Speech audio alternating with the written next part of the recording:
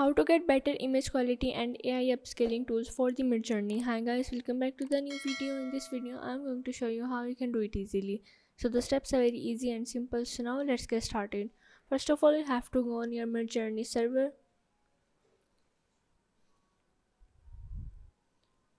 Now once you are in, you have to go on its new rooms, and here you have to type a message. Here you have to add the backslash imagine promote. Once you add it, here you have to add the statement like a coffee shop anime high quality, and here you have to add the 8K detail enhanced quality. If you type any statement, you have to must add this statement. After that, you have to simply click on the create. Now here the image has been created, but it is not that high much quality. For this, here you can use the upscaling tool. You have to scroll down, and here is the U1, U2, U3. It is basically the upscaling tool. You have to click on the U3, and after that you have to wait for it to restart.